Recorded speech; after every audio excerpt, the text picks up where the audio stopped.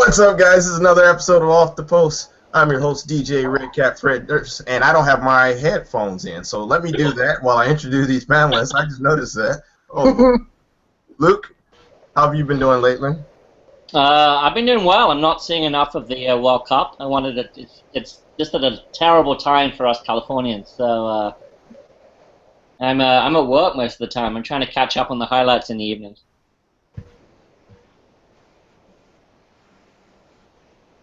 That's all I got. Keep talking. Blah blah blah blah blah blah. Oh, somebody's frozen again. DJ, come back. DJ. So, Christy, tell us what you've been up to. Well, I'm on the East Coast, so I've been watching as much as I can of the World Cup, actually. So. That's awesome. But otherwise, I'm great. Hey, Krista, how are you? Okay. Good. How are you?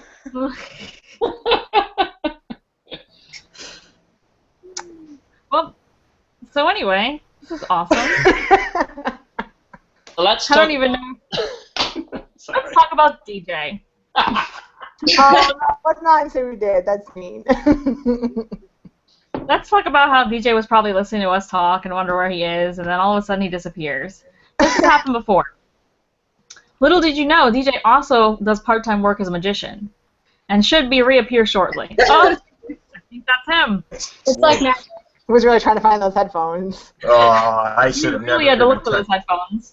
It was ridiculous. I touched the side of it, and the whole thing went out. So I'm, let's just start the episode. Yeah. We kept it going, DJ. Thank you. We just talked about you. Like a dog.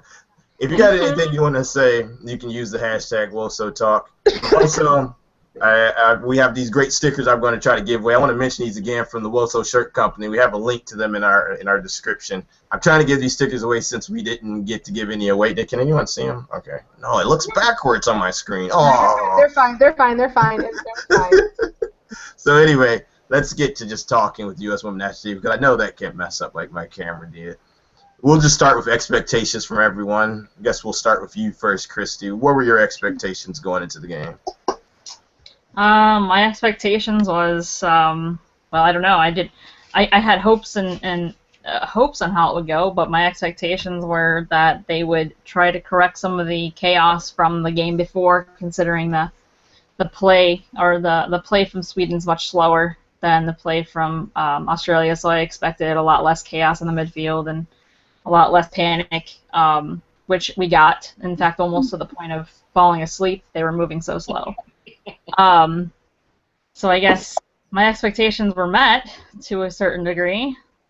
But yeah, other than that, I mean, it's just really slow play, and kind of a boring game, except for when, as Krista pointed out to me earlier in conversation, when Carly's head bashed into the other girl's head was the most exciting part of the whole match. All right, Courtney. Yeah, I don't really know what to expect just because Sweden did not have a great game against Nigeria. They had a lot of mistakes and looked kind of sloppy, which is very. I mean, I would guess not Sweden-like, although they've been kind of inconsistent this year in general. I know the U.S. obviously, though they got the win against Australia, were kind of second half was much better, but kind of had a messy first half, and even second half they scored a couple more goals, but were still kind of off in places. So I'm not really sure what I thought was going to happen. I definitely thought someone was going to score, though. I really didn't think that there were going to be no goals scored throughout the game. But, yeah, that was kind of the only thing I really had an expectation of, is that someone was going to score. But obviously that didn't happen. Jackie? I expected a tough game and a lot of goals, so I guess I was wrong on both of those. Overall, I mean, I thought we were going to at least get one goal, but yeah, that was underwhelming, to say the least. Expectations a little too high for this game. Krista? Yeah, I mean, kind of the same as everybody else. I was expecting goals, and obviously that didn't happen, so. Pretty disappointing, I guess. Everyone sounds so disappointed there was no goals. I was so happy. I love games where there's no goals or there's negative amounts of goals in them, don't you? And Luke, we'll wrap up with you. Well, I didn't expect some sort of easy win for sure. I look back and I realized that we played Pia, Sweden. This is the third time we played them. We've never beaten them with Pia as coach. And this is 2 draws and a loss for us. So I guess it was probably a good result in the end. As I said to you before, I haven't seen the whole game yet, but I hoped we would sneak one towards the end. So my expectation in that respect was dashed. I just thought it was going to be a tough game. I wish a lot of the focus that they wasted on the whole Pia comments, her old comments from some time back, would have focused a lot more on the players and the talent on the field, because we knew it was going to be a lot of talent on the field, and it was supposed to be a great game, and still ended up pretty good in my opinion. It was supposed to be a great game where we thought it was going to be a lot of goal scoring, but sometimes all those comments and stuff, I remember we talked about them on earlier show, it was just kind of annoying to see all the focus on that to really hype up the match. Well, let's get into the match, I guess. We could start with you first, Krista. What did you think about the first half? Oh, are we not doing starting lineup? Oh, okay, yeah, you can do your starting lineup. My mistake, I jumped right over it. Wait, what? I just had, like, were you happy with the starting lineup is, like, one of the questions. Yeah, I said you could do it. Okay. Yeah. Well, for the starting lineup, at least I thought it was predictable. And I probably would have liked to see Box or Heo starting. Yeah. You like to see Box starting? I don't know. We haven't. Well, I mean, yeah, 'cause, like, well, I mean, just with Holiday and Lloyd, there's like nothing happening there, you know. So, Yeah. I mean, maybe, I don't know. Yeah, I feel like Box with her experience and stuff. I don't know. So, Christy, you wouldn't have started Box? Oh, I mean, no, I think that I agree with her 100% on changing up that midfield some direction or another.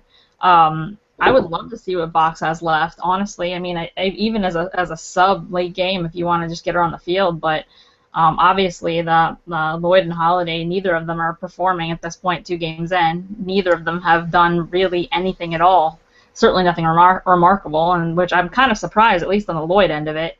She's had such a fantastic year, and then it's like the last 2 games, and she's been virtually invisible. I think a lot of it has to do with the lack of forward play, and I don't know.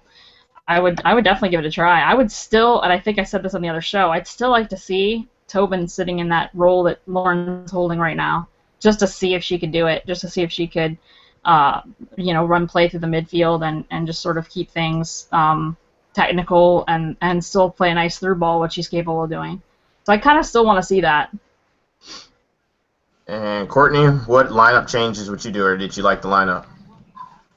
Well, I like the lineup in the sense that Kristen Press wasn't playing as an outside midfielder. However, I'm not so sure Morgan Bryan is right for that role either. I don't know really why they're not playing one of the 2 that they actually have there, specifically Heather O'Reilly or Tobin Heath. Specifically Heather O'Reilly, I guess. We haven't really got to see a lot of her. I mean, she's come in as a sub a few times and has been, didn't see any problems in her time as a sub. So I'm not really sure why we're not putting people who naturally play that role in that role. But I much prefer Kristen Press as a forward. So I guess if the choices currently are between having Morgan Bryan on the wing or Kristen Press, I would take Morgan Bryan just because Press doesn't stay where she's supposed to be out there, and Morgan Bryan, for the most part, kind of did. So ideally, would like to see like Heather O'Reilly or Tobin Heath out there, but I don't know that that's going to happen. As far as like the middle, I agree that there's stuff that needs to be changed there too, but I don't know. Again, I would almost rather put Morgan Bryan there, even though that's not her role either. I would rather probably put her there than Box, who we haven't seen at all. I have no problem with Box coming in as like a sub, but just none of us have really got to see what she's capable of, what she can do. So for me to say that I'd want her to start, I don't know that I could do that, but there definitely are some changes they need. So they need to just be consistent with something in the midfield, because it's been Kristen Press, it's been Morgan Bryan, it's been Kristen Press, and there's not a lot of like chemistry being built on the right side because they keep changing who's going to be out there, and neither one of those people that they've been putting out there really are meant to be out there. Yes.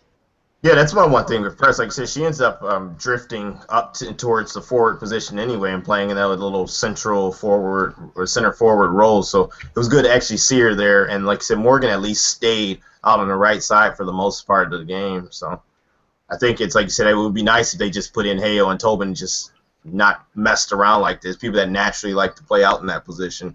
But I don't understand. Like I said, Hale's been in the doghouse forever. Tobin's right there with her, so it just seems like she won't get them off the bench unless she's forced to. Jackie? Well, Ellis did one thing right. She didn't start Wambach, so, credit to her for that. I can echo Courtney, I'd like to see Tobin out there. And our right side it's a mess. And I don't know when or how we can fix it right now. Again, I think Heather O'Reilly needs to be out there, and especially versus Nigeria next game. So that's all I have to say.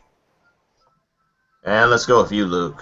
What did you think of the start lineup? I mean, I agree with bits of what everyone else has said. I think fundamentally the problem with the right side is that, and also Lauren Holliday's role, is that Lauren Holiday and Morgan Bryan, I think, are two players who need all the rest of the team to be moving around them because they are great at finding the balls to play to the other players who are driving forward.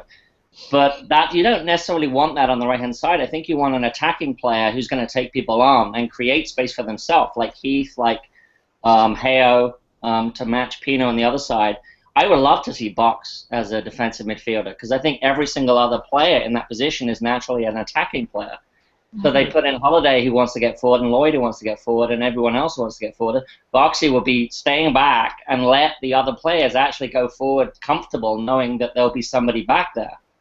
And I don't really understand why Jill Ellis has kind of completely abandoned the idea of having a defensive midfielder. So, or I would have played JJ as a DM before the competition started and have somebody else center back, but she doesn't want to do that either. So whatever. Yeah, I like seeing Press up front. I don't want to see her in the midfield anymore. Press and LaRue I thought was a good starting tandem. I think at one point we had like 3 or 4 of our forwards on the field at the same time, but we didn't score any goals. It was kind of shocking. Well, they stuck one of them back in the midfield, so. Yeah, they did. Stuck her A-Rod right back in there. That was like, what are you doing? I didn't think the starting lineup was terrible. I just wish we like everybody else. I wish we played Heo or Tobin on the right, upper right. Yeah, like you were saying, though, it just seemed like she doesn't want to do the whole center defensive mid thing. I was thinking Julie Johnson was going to be honed and used in that position, but it seems like she's going to be now a center back of the future. But I just don't get it. I haven't understood her lineups for some time now. I see a little consistency, but it's the wrong type of consistency where the players are being played at. So I'm not even going to, like I said, I'm not trying to get into her mind anymore. I'm just going to go with it and smile every time I see the roster tweeted out on U.S. Soccer. Just looks pretty, DJ. Yeah, I'll try. U.S. Let's go in the first half. Now, did you see the first half? I did not. Let's move on. Okay, we're moving on to the first half. Krista, did you see the first half? First half? Did you ask me? Yes. Sorry, I have really bad connection. I thought that, we were playing a little too direct. We were getting really easily dispossessed in the middle. All across the middle. It's kind of poor effort to build play. Krieger was getting a lot of space, making a lot of runs, but it seemed like she couldn't really make anything happen. And then again, just the Holiday and Lloyd thing. Just not really, I don't know, not doing it for me. Jackie, what did you see in the first half? Well, we had no rhythm. We'd work so hard to get possession, but then we'd force a bad pass. Sweden, credit to them, I think they played decent, acceptable. But Holiday, it was just brutal. I don't know what's going on. I don't know what the problem is, but it's been bad for a long time, and something has to change. But it just no rhythm for me. So. Courtney. Yeah, kind of the same what everyone else has been saying. The U.S. gave Sweden tons of space, more space than you should give Sweden because they could just pass it around, however long they wanted, take their time, things like that. And that can be dangerous, and I think the only reason why it wasn't really dangerous is because our back line was just amazing and kind of shutting that down. But I think when you give them that much space, if the back line is not solid, it can be very dangerous to give any team, especially a team like Sweden, enough space to kind of build an attack and just move the ball however they want to.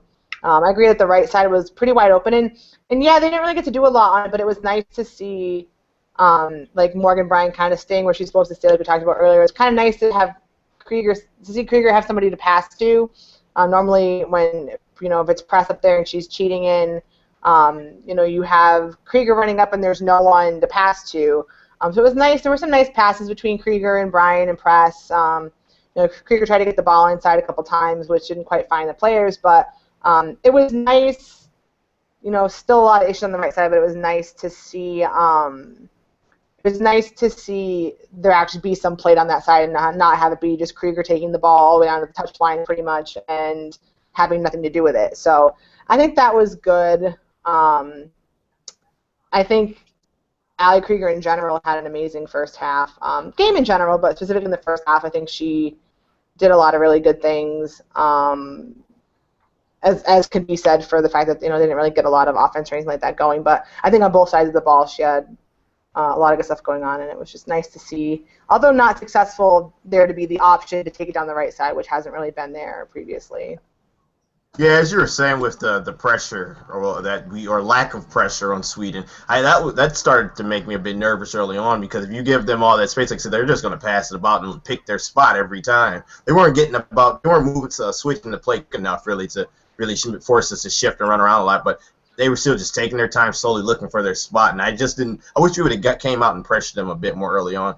Krieger, as you say, she did really well too. I liked all the space she had, and it was nice. I wanted her to see it do a bit more with it, but I felt like she had a great first half even to begin with, and Morgan Bryan felt like she played it real safe up there. You knew she would be there, which is something that's a bit better because press, like you said, always cheats in. So it's good to know that if Krieger wanted to lay it off to someone, or there was going to be someone down there right side for her if she needed to. Christy, what did you think of the first half? I think the space was ridiculous. I think the reason why we had a 0-0 score because Sweden kept every player in their half, and we kept every player in our half, and then we just passed the ball back and forth between ourselves. That's what the entire first half looked like to me. It was ridiculous. The forwards standing there on our side of the 50-yard line, on our side of the halfway mark of the field, whatever, and not pressuring Sweden while they're just passing the ball back and forth, and I just did not understand that. I was literally screaming at my TV, like, pressure, go do something. This is your job. And it was just frustrating me to no end. As far as Holiday goes, I'm starting to wonder, I'd like to see what happens with Holiday when Alex gets back in the starting lineup, because I notice the through ball flow is really different when you have Press and LaRue and Wambach and up front there. It's very similar when A-Rod and Alex are on the field, as far as how she can push the ball forward, and how they run onto the through balls is very similar between Alex and A-Rod. So I think that's more what Lauren likes to do, and I think she seems a little bit off where she doesn't know where to send the ball, and obviously they've got her in that holding position, and was like, I'm not sure who said it earlier, but you've got all of these players on the field, in the midfield, that want to move forward, and their defense is the same way. We've got the entire team pushing forward, except for apparently in the first half of last game, but the entire team pushing forward and nobody in the back waiting for that ball to come through in case it gets loose. So thankfully we have all those fast players who can check back and get back before they wind up scoring on us, but that's not going to happen when we get with decent competition. So I don't know. That's basically echoing what everybody else said, outside of my frustration with them just standing there waiting to get the ball kicked in the side of our side of the field.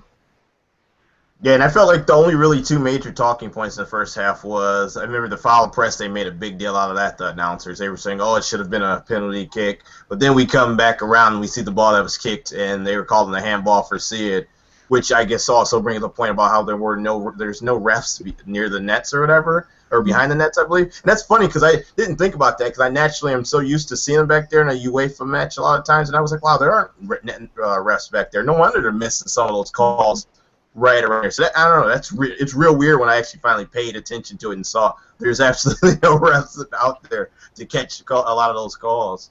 Yeah, that got brought up a lot not to go off topic, really, but that got brought up a lot today during the matches today about how there were some bad missed calls today, and that was a point that got brought up a lot, was that in a lot of those calls, the person who would see them probably in the best angle would be that additional official that we don't have, that UEFA has. So yeah, interesting to see how that would have made a difference, I guess. I mean, we won't see how that would have made a difference, but it's interesting to think about. It's funny though. Sorry to interrupt. You can add numbers of referees, and you have it kind of like in American football, where you have, I don't know how many, 50,000, but the officials still make mistakes in American football too. So at some point, you've got to decide this is the optimal number, because even with TV instant replays and even with 50 officials, they're people and they're going to make mistakes. So it's always an interesting talking point, but I don't know that it often changes the outcome of a game.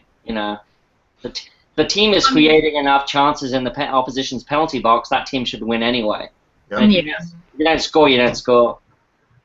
Yeah, that makes sense. The refereeing, though, has been, I don't know if the word's unusually poor. It's been really terrible. I mean, they don't even know what's going on, like, at all. Like, I understand that, there's going to be errors, and their human error is not a problem, once in a while. But, literally, what was it, a game yesterday? I guess I can't remember which game it was, where they put 4 minutes of stoppage time up, and then they blew the whistle after, like, a minute and a half or a minute. Australia and Nigeria. You know what I mean? Yeah, exactly. I'm like, so why are you messing with the players' heads? Is it 4 minutes or is it a minute and a half? You know what I mean? And it's like, what was the other one? When the other game I was watching the other day, it was Ivory Coast and, oh, crap. Thailand? Thailand. And they were like, she blew the whistle with a player injured laying on the field. I've never seen that in my umpteen years of watching soccer. I've never seen them blow the whistle with an injured player on the field. And I'm like, you're talking about a game that's a 1-goal difference to as far as points go. So that in that time, Ivory Coast could have been pushing for another goal. And it's like, what's going on? And why aren't we being consistent? You know what I mean? It kind of makes me nervous for the last World Cup and how Abby scored that goal and that was winding down seconds. It's like this year it's up for grabs. You don't really know how much time you have, regardless of how many minutes come up on that glowing board that they show everybody. Well, that was a rant of a bit, but all right. Sorry. I've got more. All I'm going to say, guys, is, That's awesome, Christy. What I'll say is, guys, you got 4 more years to wait for it to be better, so I don't know what the problem is. Moving on, we will talk about the second half. Let's start with you, Christy, since you got that rant out of the way. How did you feel about the second half? Well, it was interesting. We got to see, obviously, since I'm so good at ranting, I might as well just have one now. All right, let me sit back. They sit back, you have a soda, got something to drink, relax. Anyways, so, obviously we saw Sweden getting tired, and we decided to, the subs blew my mind. Why did we keep subbing in forwards? Like, you subbed in forwards to move forwards back into wingers positions when you have 2 fantastic wingers sitting on your bench, knitting a sweater. I don't really. Who are they? I don't even know their names. I would have to pull up the roster list to tell you at this point. And so it's like, so you bring in, who do they bring in first? A-Rod. A-Rod goes up front, Press goes back into that, flank position, which he stayed for about 5 seconds, and then she went up front, and then we pulled her out and put Abby in, and nothing happened there, and then eventually, as the clock wound out, we decided to let Alex come and play for a little while. And it was like, why did we need every forward that we have on the field? I just did not even understand that. And then you got a tired Sweden, all our forwards on the field, and no goals.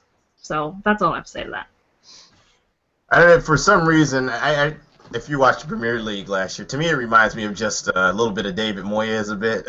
A lot of times you just throw anything out there that you can think of off the top of your head and just hope that a good result comes. Then you usually don't get much out of it. So that's what I keep thinking of Jill Moyes a lot of time. Courtney? See, I didn't really have an issue with the players that they brought on, I did have an issue, like Chris said, I did have an issue with how they were subbed. I think if you want to bring Amy Rodriguez on for either Kristen Press or Sydney LaRue, great, have at it. Or if you want to play a 4-3-3, have at it.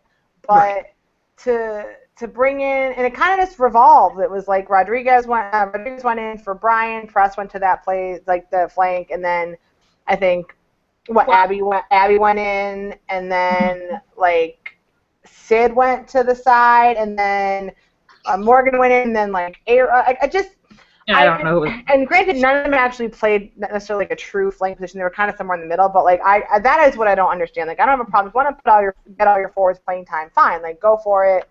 But like straight sub them out or do a 4-3-3 or do something like that. I don't get. Like you said, when we have people who naturally play that position, especially like Tobin Heath came in as a sub against Australia, and like I thought had a really great game. So why not? That aside, I mean, the second half was interesting. If the first half the U.S. were good defensively, they were even better. They were even better. Both sides really were defensively great, and I think it's difficult because like total, there were 3 shots on goal the entire game from both sides, 2 for the U.S., 1 for Sweden. And so, like, yes, part of that is having good defense, and both defenses were on point last night. But, I mean, the other part of that is just your midfield and, like, not getting the ball forward not producing. And those are all big things. But I think, Johnston, Sauerbrunn, and obviously Megan Klingenberg, I think were key in the second half. Johnson cleared away some potentially dangerous balls. Sauerbrunn broke up that 2-on-1. You got Kling that clearing that ball that Solo had no chance of getting to. So if Klingenberg doesn't get to that, 1-0 Sweden most likely. But yeah, I think the subs themselves weren't bad. Just the way they were utilized is kind of strange. And Wambach did kind of get ahead on a ball that kind of went right to the goalkeeper, who also had a great game, Lindahl. But, just forwards not producing, midfield not getting the ball forward. I guess if you want a point of your team to be solid, you want them to be the defense, but you also have to score goals because you can't get through. After group stages, you can't get very far in the World Cup on a draw. It doesn't work that way, so I'm going to have to start scoring goals at some point. First game I think was bad, but for the most part, for at least the first half, but they scored goals. I think overall their play was slightly better this game, but it needs to be better moving forward. Jackie, did you like the substitutes? Because it seems like nobody here does. Man. I did like A-Rod coming on. I didn't like the fact that Wambach came on or Morgan. Nobody was effective no matter who was up top. We just weren't clicking, so I don't know what Jill Ellis was thinking, like Courtney said, Sweden, they were tired by the 75th minute. You could tell their legs were really heavy, and no excuses not to bring in, that flank play of Heo and Tobin. Because in the final third, we had nothing really clicking. And so we still kind of weren't settled. So the subs, I didn't care for the subs. So sorry, Jill. Everybody's apologizing to Jill, but no one really cares. Krista, did you like the subs? For the subs, I think, like, without a doubt, it should have been Alex A-Rod and then, either Heather O'Reilly or Heath. It didn't make sense, whatever she did out there. She was kind of like recycling what was up top and then pressing, whoever back down into the outside mid. So, yeah, I mean, I don't know. I don't understand her at all. I'm not even going to try to anymore.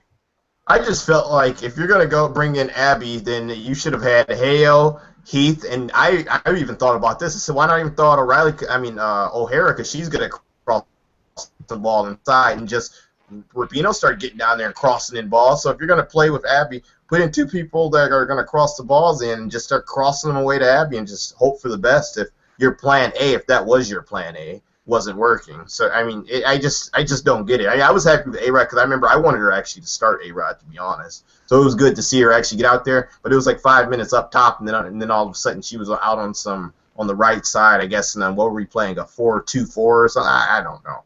So We don't even. yeah, it was just weird. I mean, if you're gonna go with Abby, then bring in another player like Ayo who complements Abby. Will cross the ball into her so she can get something on her head. And then we would have probably been a lot more deadlier because, like I said, it was only Rapinoe crossing the balls in. Then on that other side, it was just chaos. It was just pure mess. It was Krieger still bombing down.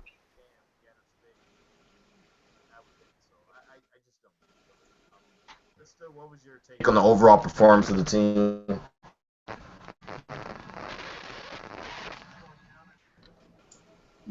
Are you Krista? asking? Oh, okay. Sorry, the audio cut out for a while there. I Yeah. have no idea what you're saying. Second half overall performance? No, just overall performance for the whole game and the team in general. Overall performance? Yeah. Okay, so I found this quote, and I think it's great. Somebody posted it. And they said, the team is a donut. They're strong in defense, lots of scary forwards, but there's a big hole in the middle. And, I mean, I think that's our biggest issue right now. Overall performance, I think we were lucky to get away with a tie, obviously, thanks to Kling's save. So, I mean, the play was less than great. The forwards were, people were having trouble linking up with forwards. And yeah, it could have been a lot better. Are you a fan of Klingenberg's now? Keep dreaming. Well, I had to No, ask. that was good, though. Thank God for that. Jackie, what was your overall view of the performance? For me, it wasn't good enough on the offensive side, but it was encouraging to see our defense really step up against a quality team. They're a top 5 team, in the world. So overall, defensively encouraging, offensively not good enough. So. Courtney? Yeah, I think kind of like what everyone said. I think having the defense be solid is great, moving forward. And I think we knew that anyways, but just to see them work so well together and independently, I guess there were some good, team moments on the back line and some good, individual efforts. So I think that that's really important. But yeah, other than that, I think you could have the greatest forwards, but if you're not linking up with them, if you're not getting them the ball, / they're not actually getting a shot on goal. There were plenty of shots in the game, just not on target, which I think is also an issue. I think, I always have an issue with like the long ball game of the U.S., and I think sometimes they had the right idea, just didn't find the targets, and I think sometimes it just was not executed correctly. There were a lot of long balls that just flat out went out of bounds or were too far or went right to the goalkeeper. So, it wasn't a terrible performance by any means. They got a point. They got the draw. They're top of the group. You can't really sit here and say that they were a horrible performance because they're not. Obviously, they managed to get the job done and at least getting point. But they're going to have to definitely do better moving forward. If they want to go farther in the World Cup. I've already said many a times I hate the whole long ball thing too. So I'm glad you brought that up because, like I said, it seems like every time we do it, we're gonna either lose the ball out or we're looking for Abby and it doesn't find her. It finds a defender somehow. So I wish that tactic would just get thrown away. Whatever playbook or wherever they have it at, where it just shows an arrow pointing towards Abby from Julie Johnson's foot, they need to tear that up and burn it and put it with everything else that they've been doing. Christy, my mistake. What was your overall take on the performance? Yeah, if I was giving it on a grade scale, I'd probably give total team at about a C- if I was going to grade it out, because the only thing keeping him out of the failing category would be the superior defense that they played. The long ball thing I don't have a problem with. What I have a problem with is, and I think I used this reference on Twitter earlier, where it kind of comparing it to American football. where you expect your quarterback to play the short game, play the run game, and then have that ability to throw that long ball and catch the defense off guard and score that way. And it's very similar in the aspect of if you can play technical and you can play tight and you can pass the ball to each other and build play up to the goal and keep the defense honest once in a while, or when the play opens up for a long ball shot where you've got maybe Morgan running on and it's 1v1 or 1v2, or you've got Abby down there just in the right place, then you shoot your long ball. You don't automatically make that your go-to. Yeah. I think if you can do it that way, if you can find a coach who can teach them to do it that way, I think it would be a huge benefit to have the ability to do both of those things effectively. That said, I don't know, all those offensive players we have, and we had 0 offense on that in that game yesterday as a total whole. A quote from the goalkeeper. I don't know the exact quote, but the goalkeeper for Sweden said throughout the entire game she had two balls, I guess, concerned her the most. One was a header from Abby that she was found difficult, and the other was when Morgan went into a challenge hard when she got behind the defense in that few minutes she was on the field. So it says a lot to me that the only offense that the keeper even recognized was 2 subs that came in late in the game. So where was the other forwards and where was all the rest of those offensive midfielders for the rest of the game? Nobody was even taking shots on goal, you know. Yeah, I don't remember any other major points that were kind of scary. I thought that Abby header was going to be goal, and I was like, oh wow, she saved it. But other than that, there weren't any other real points where we was like, oh yeah, we really should have scored that one. So you're right about that. Didn't Pino have a shot or two that the keeper saved? I mean, they didn't look like terribly difficult saves, but she at least put it on frame a couple of times. I think she had one that came across. Yeah, that one she shot from outside was easy to save, but yeah, it was definitely a shot. So she had a couple of loose shots, but not necessarily what I would consider quality Pino shots. Right. Yeah, there were only 2 shots on goal total. I got looking at the game stats from the end of the game. So assuming that's accurate. You know, like I said, there are plenty of other shots that maybe they didn't consider shots on goal because they weren't on frame, or you know, they might have been close. But yeah, I think overall there were only those 2 shots that actually made it on target that needed to be saved. Well, who would have thought that everybody's favorite left back to hate would have saved the game? I like Kling.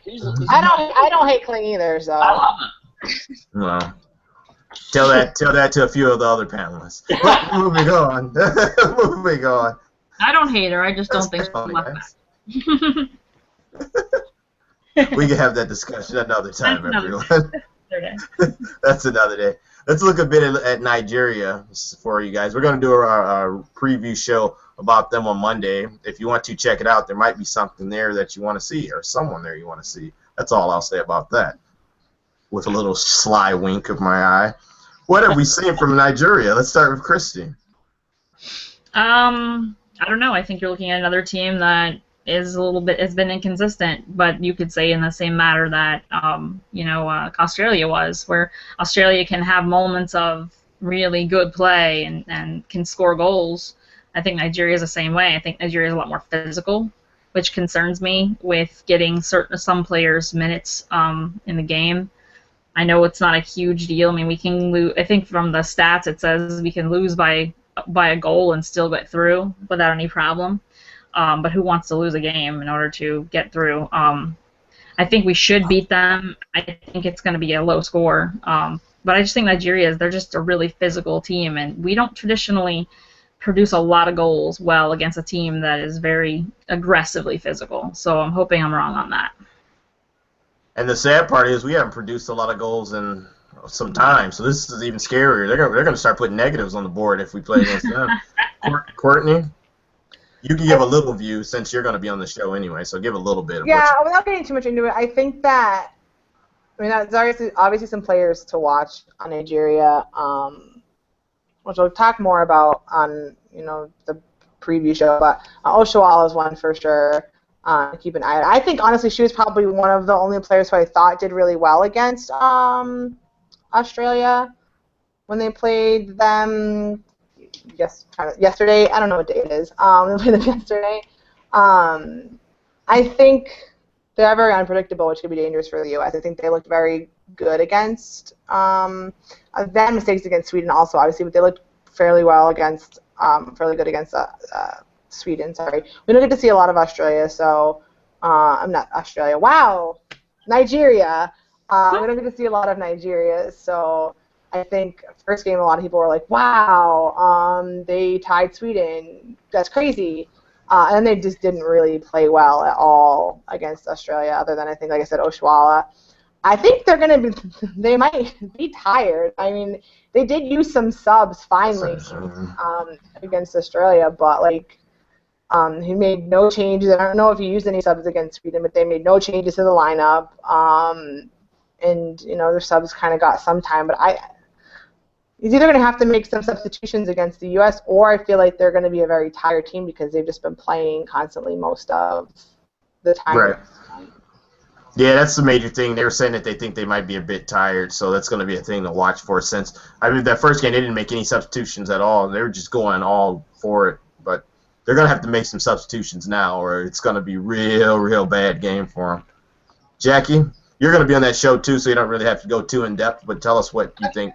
A little bit about Nigeria you think we should look for.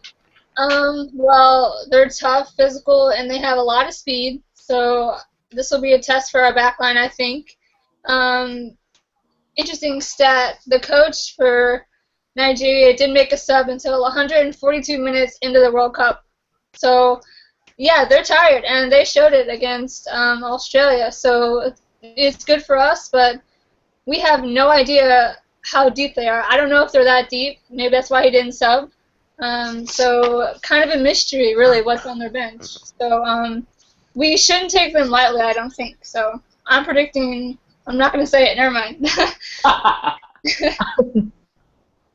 We'll move on. Krista, what do you think we should look for with Nigeria? I mean, I agree. It's definitely not a game that we should take lightly.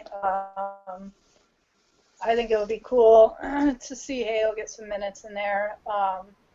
Yeah, and then, yeah, I guess kind of what everyone else is saying, I guess, you know, how physical they are, kind of.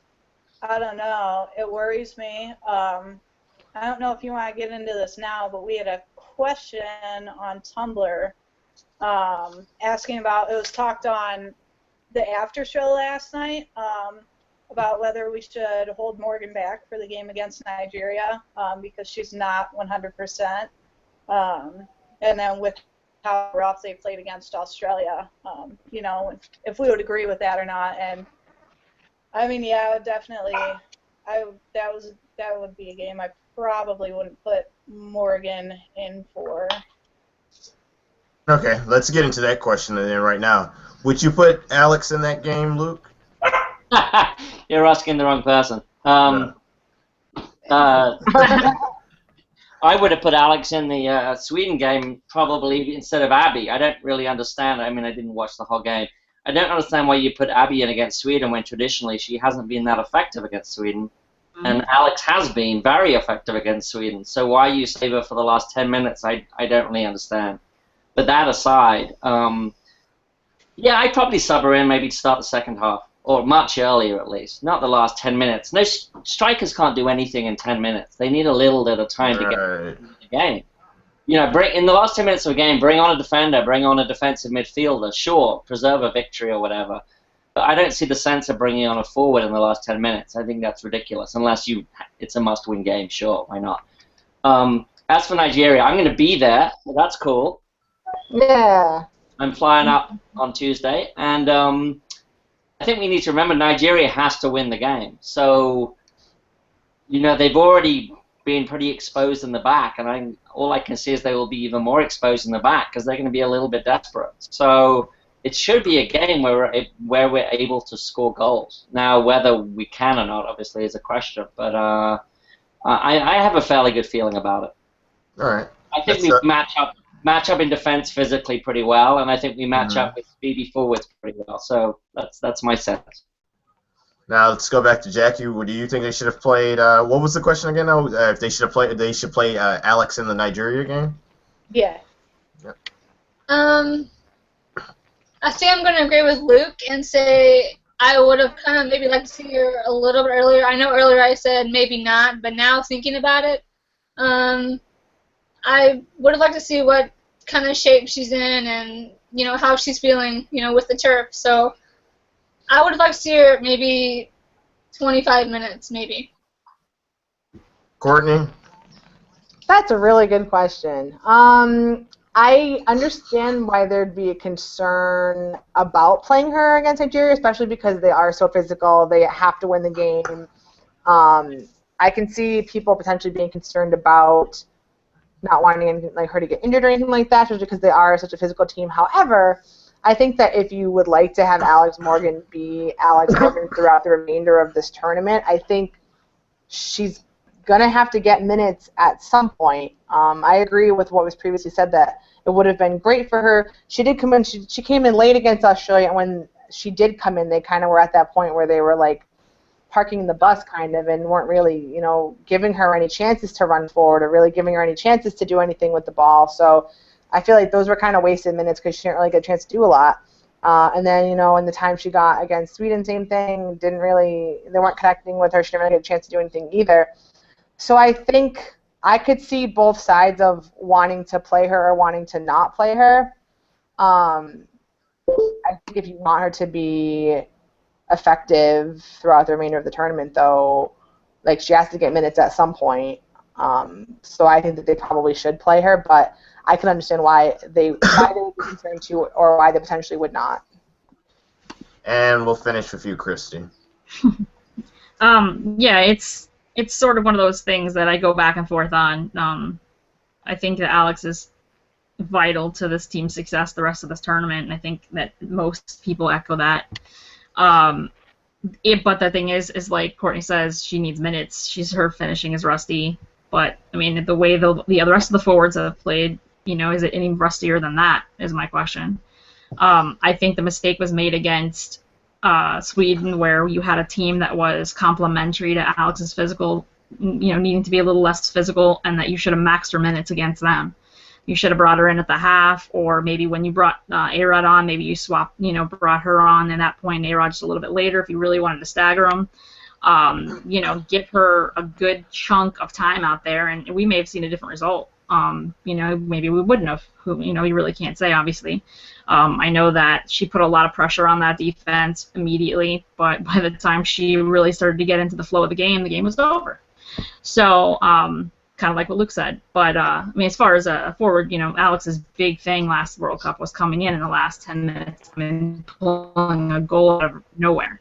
But you're looking at a player who's 4 years older, coming off an injury, as opposed to a kid who was just eager to get out there and do her thing. So, that said, I think she has to have minutes tomorrow. I don't know if it's necessarily going to be worthy of giving her more minutes outside of maybe 10 or 15.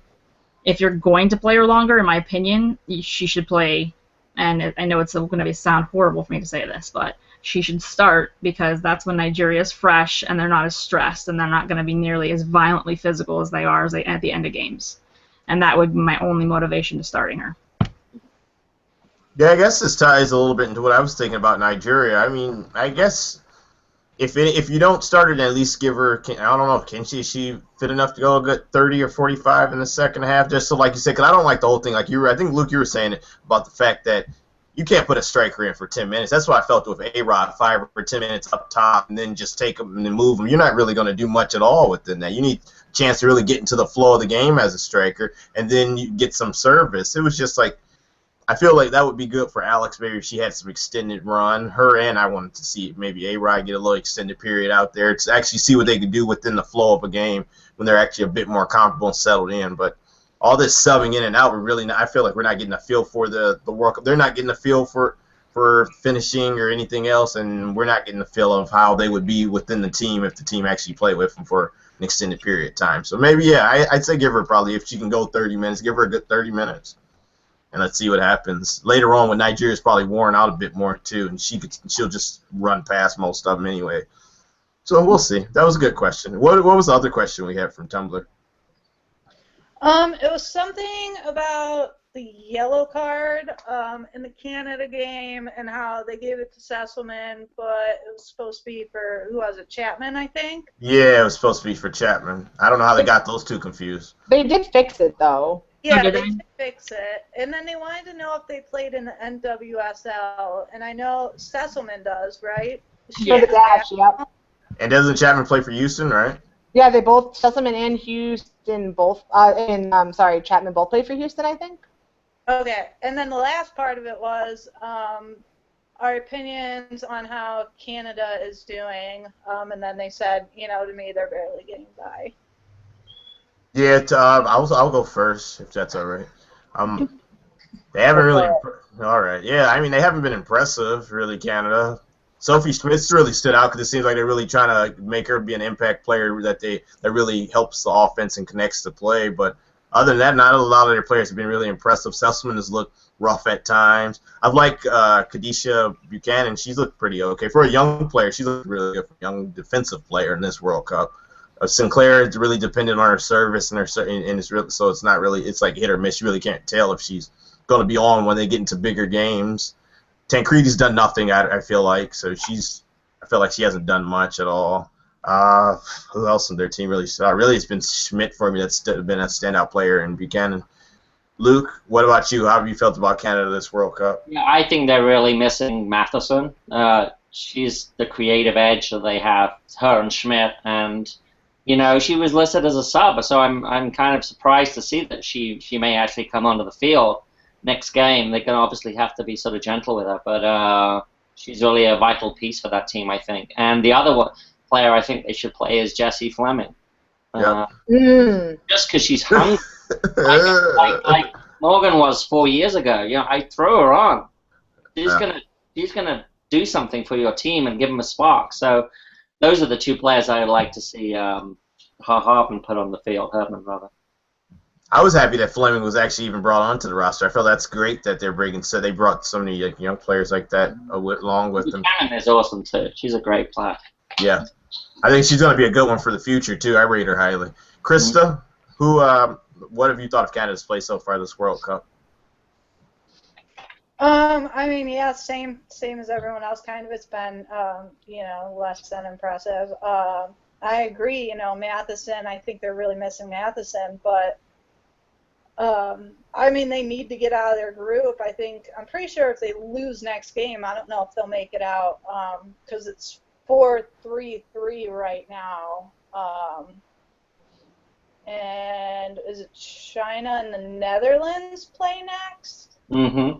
No, Canada and the Netherlands, right? Yeah, I don't remember them playing Netherlands yet. They haven't played them, right? It's Canada and Netherlands, Netherlands. right? Yep. Is that right? Yeah. Okay. Yeah, and they both have the 3. So, I mean, yeah, it's Canada kind of needs to win. So. Christy, what have you thought of Canada so far this World Cup? I think they are disappointing. I think they haven't played teams that are that great, and that they've barely gotten by. They drew. Who did they? Gosh, I totally forgot. Who did they play the other day? New Zealand. Yeah. I mean, it was like it was so disappointing. I'm like, the drop. Even though New Zealand has picked it up quite a bit, so I don't want no absolutely zero disrespect to them. They've actually improved quite a bit since the last World Cup. But I expected more out of Canada. They did all that talking when they found out they were getting the World Cup, and absolutely zero delivery. And it's just very disappointed in both games I've watched. I think, like you said, I think they are missing Matheson back there. You can run play through her. She's very consistent in that aspect. So, I'm glad to see them bringing the youth on, but I don't know. I'm just really been disappointed with them. And a funny statement. I don't know if anybody else heard it during the last game. He said every other team that's hosted a women's World Cup, has gone out in the knockout stages. In the quarterfinals, which, by the way, is not true because the United States in '99 did not. Mm-hmm. But they made that statement during the game, and I said, well, it's kind of an interesting fact, and not really a fact, but close to it, I guess, that they've sort of jinxed themselves maybe at this point, or one of the commentators have or not, I don't know. But I don't know. I guess we'll have to see what they do this next game and see if they've improved at all. I just don't see any offense there either. They look a lot like us. Awkward. Yeah, that's honest. Courtney? I think they're lucky to even have 4 points, to be honest. I know I didn't get to see the whole first game. I did see the penalty at the end, which I do think it was a penalty, but I do think that I do understand the bits of controversy there and questioning that, whether it's a penalty or not. But I think that they're very lucky to have that penalty doesn't happen. They are tied with China. They don't win that game. So I think that they're very lucky to be at top of their group right now. Honestly, I think Group A as a whole is kind of a very weak group, so that's not really saying much, I guess, that they're on the top of Group A. But, yeah, I think I was surprised that they didn't play Fleming the other night. I was really hoping that she would have come on. I didn't really get to see much of that game either, but I would have liked to have seen her. I do agree about Buchanan. Buchanan actually is only going into her junior year at West Virginia, so she's very young, but is like really solid on the back line. So it's going to be fun to watch how she continues to grow because she is so young. I would have liked to see Fleming. I think, yeah, they haven't really looked that great. I agree with what everyone else said about the missing Matheson. I know that I saw an article somewhere a couple days ago that said that she's nearing match fitness. So I don't really know how long that will be when they are able to get her into a game. I definitely think that they're going to have to be very careful with her when they do get to that point. And I think that they're probably, trying not to rush that. But, as soon as she's match fit, if they're really struggling, which they kind of are, that might be good to give her a go, when they know she's ready. Even if it's just for a little while, she's one of those players who can actually come in and make an impact fairly quickly. But, they don't want to, rush her back in the event that, they do make it out of the group, which I think that they actually will make it out of the group, but I guess we'll see. But I think they make it out of the group, and I think that if they want to progress in the tournament, they're going to need her healthy. If she is healthy, if she's game ready now. So I think they need to be careful when to play her again once she gets back to match fitness if she's not already. But yeah, they've been somewhat unimpressive, kind of a lot of talk and not great, but we'll see. Yeah, I think the first game we're going to see Matheson play is actually going to be with the Spirit, because I think they're going to get knocked out in the knockout stages, how they've been playing right now. They've been absolutely just like a disappointment. I really was high on them. I thought the crowd was going to carry them and everything, and so like I know, right? So they've been just as flat as the crowds. And Jackie, sorry, go ahead. What does that continue? No, I forgot to mention that they did get lucky too, because they very easily could have lost that game against New Zealand also, but I just remember that their penalty went off the crossbar. New Zealand actually hit the crossbar, I think, a couple times during the match. So I just wanted to add that. I forgot to mention that earlier. Sorry. Yeah, Hearn missed hers, and she's like their top goal scorer of all time. So they got real lucky that game. And Jackie, what have you thought of Canada so far? Well, they were pretty lucky to beat China. That's all I'm going to say about that. And then the second game, I really thought New Zealand was going to win. I'm a massive Fern fan, so I was disappointed that they got the tie, but it was a hard-fought, game. And, yeah, Canada, they talk a lot of trash. I know John Herdman likes to talk, and so against his former club, New Zealand, he couldn't quite get the win, but, yeah, it's been rough, kind of like, like Chrissy said, the U.S., so I don't know. I believe he's a Geordie, and I love a Geordie accent, so I love when John talks. But moving on. No one catches it or what? So moving on. Let's a Geordie, and I can't stand the man. So. Nobody can stand John. Thanks a lot, Luke. Appreciate somebody catching the Geordie thing. I got you. Thank you. All right, guys, let's talk about some articles. We're going to talk about Stephen A. Smith real quick and something he said, because that man makes me sick. And I'm going to do my rant right now. No, I'm not. We're going to start with Jackie since she found an article. Go off on him now. Talk about it. We would need more time for that, but no, it was one of those things where ESPN, they're doing like the top 10 plays, and the two guys doing it are basketball analysts, so they have no business even talking about women's football at all. Stephen A. Smith, yeah, he's I am not a fan of him at all, and very disrespectful towards Germany and the women's game in general. Yeah, it was just pretty ignorant. So, and he apologized, but I don't believe him. So. It's one of those things, guys. We're going to tweet out the article so you can read it, and it was a video attached to it. Basically, Stephen A. Smith made just a stupid comment as he always does, and then afterwards he did a fake apology because he wanted to keep his job. And because I think ESPN is a Disney product, or they're owned by Disney, he really had to be very nice about this because a comment like that was sexist, and he didn't know it until they told him.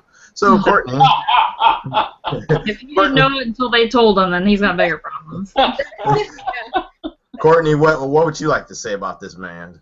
Yeah, I agree. I'm not a huge fan. I mean, I get everyone's gonna have an opinion, and but his wasn't really an opinion. It was more of a just blatant sexist comment, and he did apologize. And I think I saw on the article like Katie Nolan called him out on it because in his apology said that, oh, I didn't mean it I didn't mean to be offensive, or I didn't mean it as anything bad. And I was like, and she asked him like, well, how did you mean it then?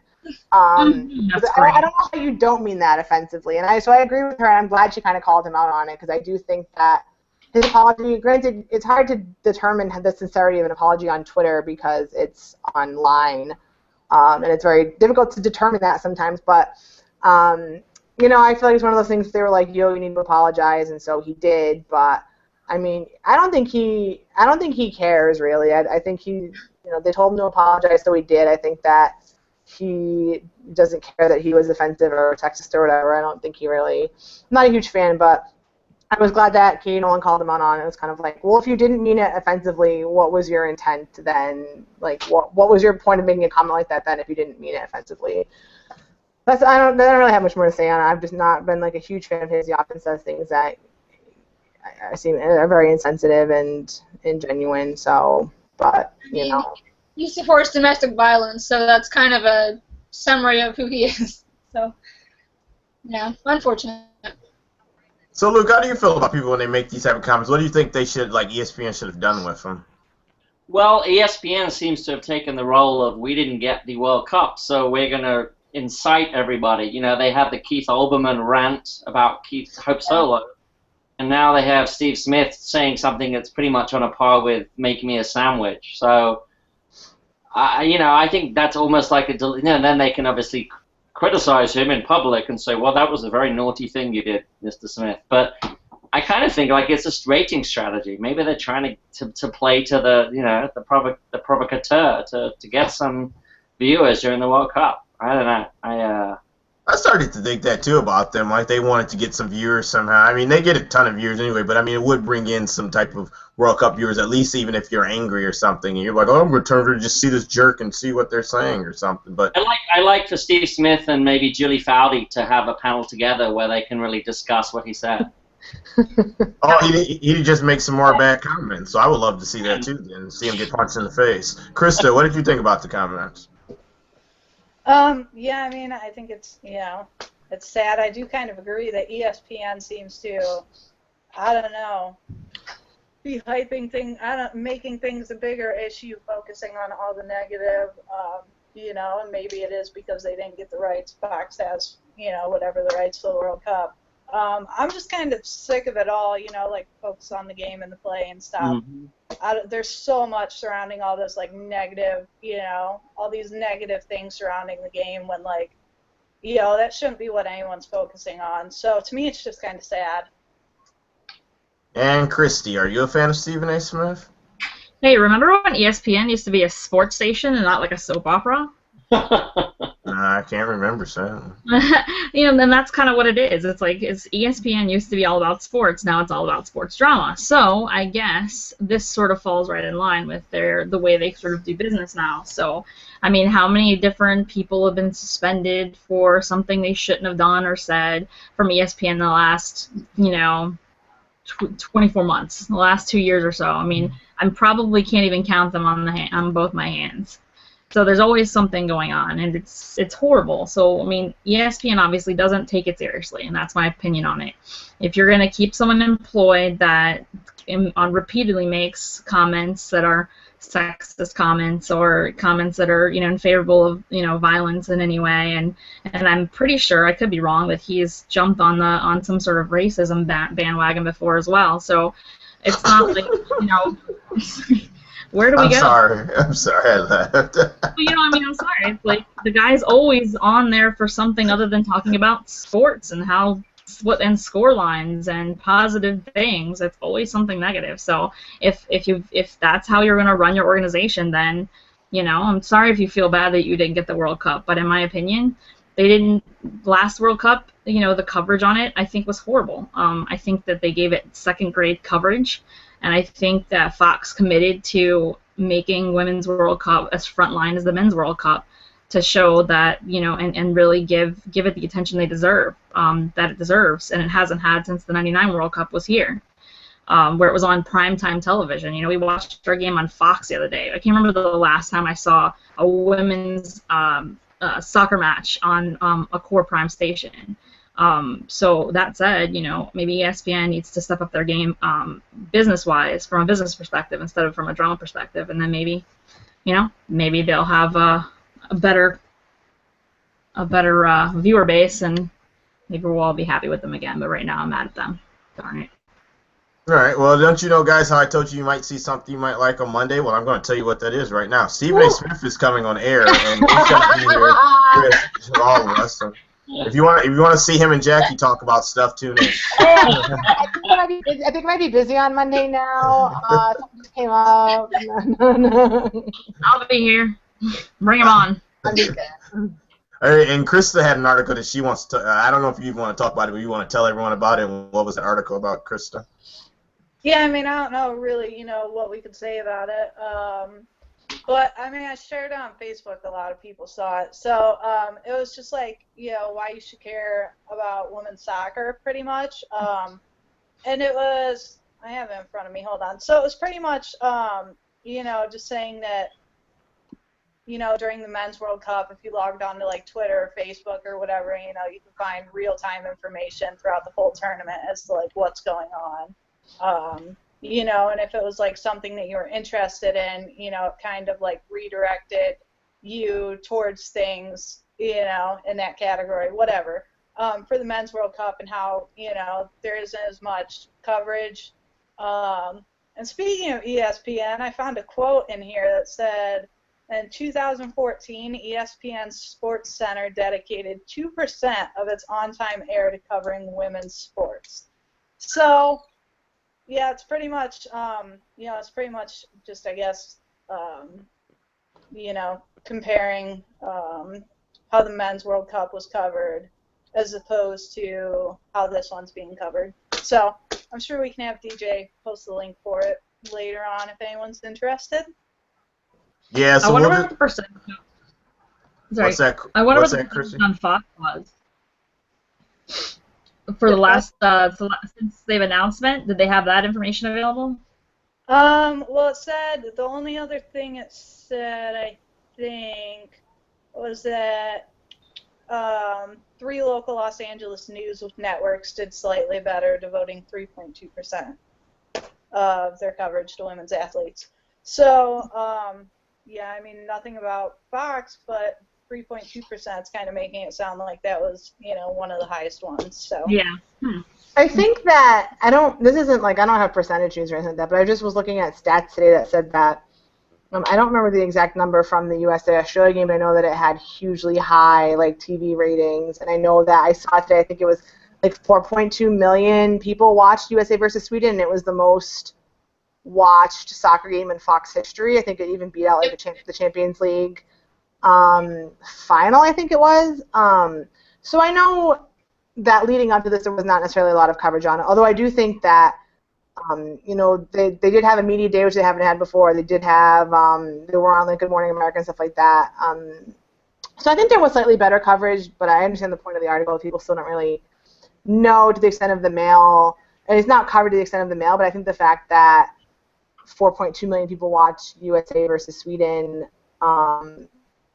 I think it's getting better than it has been in the past. It's definitely not on the level that the male World Cup is, and that's unfortunate, but I think that we are seeing some progress in getting people to be aware of what's happening and getting people to watch the games and things like that. So I think that I liked reading the article because I think it does make a lot of good points. I think that it's getting there slowly, but people are becoming more aware that this is the thing that's happening and are actually tuning in. So you said 4.2 million people watched that Sweden versus USA game? I believe so. I saw that on Twitter, a couple different places. All right. Well, I have something to say to those people. All right, people. Well, since you're because they're all watching now. since you guys are all watching right now, I might as well say something to you. Make sure on your Friday night you're not sitting home lonely watching a soccer game. You should get out and go enjoy yourself. We want you all to go.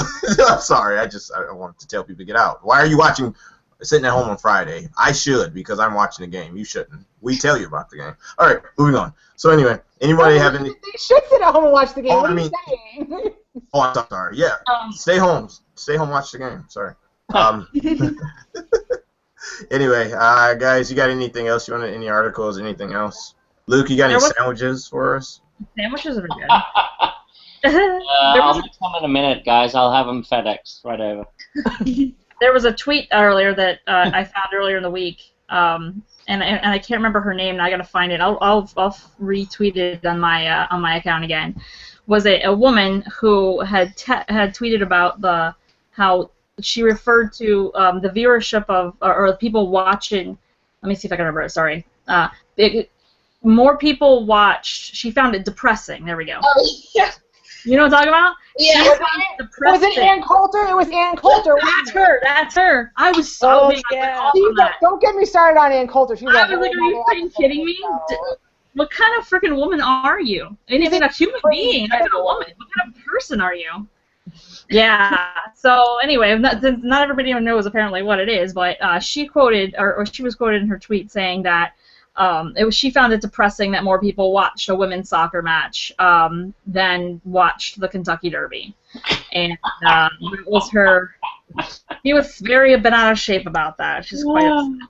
If you don't know anything about Ann Coulter, that's not really a surprising thing for her to say. And if you don't know anything about Ann Coulter, maybe do a little reading. But be careful because or don't, because I guarantee you'll be upset and angry and mad. So maybe don't. But I'm not surprised.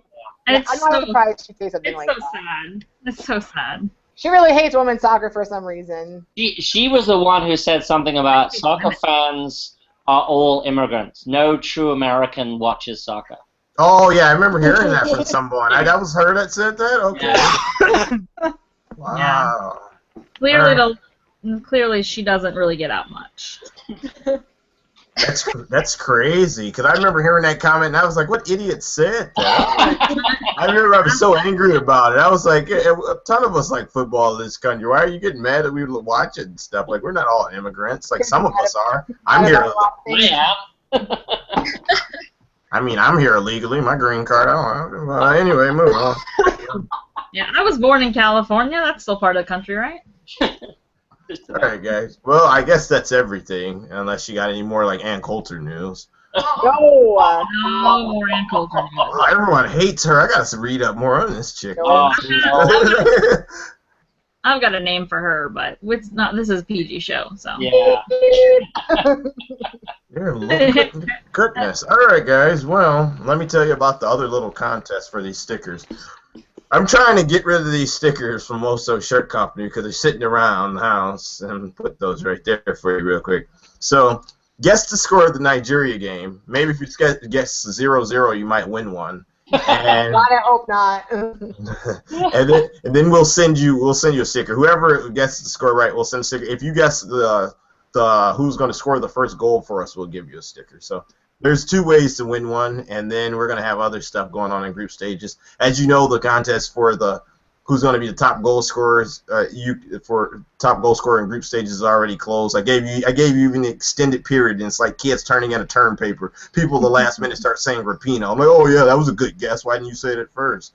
So I was the first person to say it when I was going in there reading, and everyone's like, Womback press, Womback press. and then someone said LaRue. I think someone jokingly said a player for a different team, and I was like, no, U.S. Women National Team player. Oh, okay, my bad. So that contest is now closed, so I'll pick a winner unless somebody scores 3 goals pretty soon. It's probably going to be Rapinoe, thank goodness. So other than that, I think we're all wrapped up for the day. Luke, you got any more articles? No, you're good? No, okay, you're just shaking your head. I've read a ton of good ones. My friend Gwendolyn Oxenham has been churning out these player profiles for Sports Illustrated, and they've all been worth reading. So if you want to get like fresh looks at our players, go to Sports Illustrated and look through their archives. She's coming up with nice facts about our players that I've never seen before in other places. So. All right, so this episode is now sponsored by Sports Illustrated. Anywho, I'm your host, DJ Redcat Fred Durst. This is a lovely panel as always. We will be back on Monday with, like I say, you'll see some of these same panel members. We're going to have some random panelists. I don't know who it is. You'll just have to check and see. And that is that. We will talk to you all later. And sorry about that whole mess up thing where I pressed it. I hate it. It happened before in the early episodes when this was a really goofy show. The webcam cuts out. It will never happen again. Maybe a few times. Bye-bye. Take care.